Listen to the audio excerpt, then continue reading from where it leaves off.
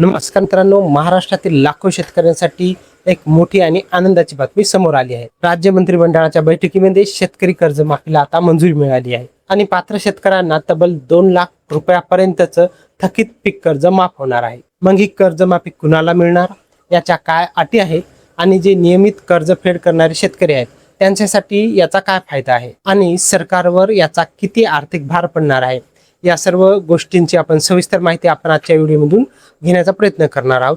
तर चला मग व्हिडिओला सुरुवात करूया।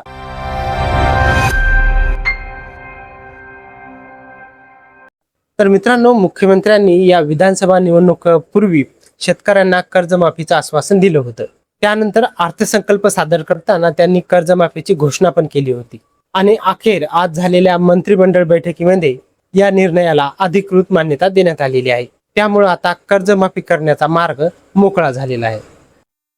सरकारने या योजनेला पुण्यश्लोक अहिल्यादेवी होळकर शेतकरी कर्जमाफी योजना असे नाव दिले आहे। या योजनेअंतर्गत 30 सप्टेंबर 2025 पर्यंत थकीत असलेले पीक कर्ज असणाऱ्या पात्र शेतकऱ्यांना 2 लाख रुपयापर्यंतचं कर्ज माफ होणार आहे। म्हणजेच जर एखाद्या शेतकऱ्याचे पीक कर्ज या कालावधीपर्यंत थकीत असेल तर त्याला या योजनेचा लाभ मिळू शकतो।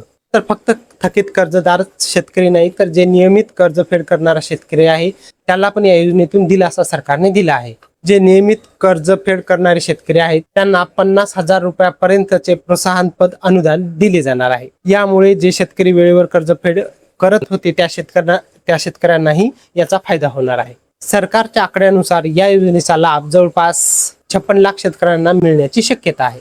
महाराष्ट्रातील इतिहासातील ही सर्वात मोठ्या कर्जमाफी योजनांपैकी एक योजना मानली जात आहे। या योजनेतून एकूण 36,585 कोटी रुपयांचे शेतकरी कर्ज माफ केले जाणार असल्याचे सांगितले जात आहे। तर राज्य सरकारच्या तिजोरीत सुमारे 25,000 कोटी रुपयांचा अतिरिक्त भार पडण्याची शक्यता आहे।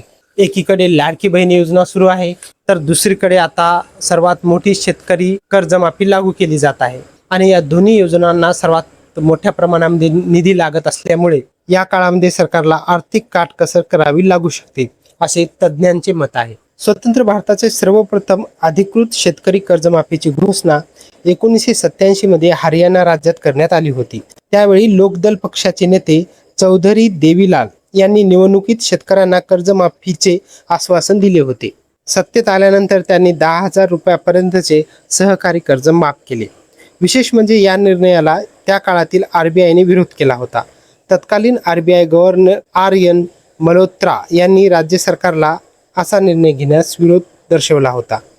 मात्र मुख्यमंत्री देवीलाल यांनी आपला निर्णय कायम ठेवला आणि कर्जमाफीची अंमलबजावणी केली। हरियाणा सरकारने या कर्जमाफीसाठी जवळपास 227 कोटी 51 लाख रुपये खर्च केले होते।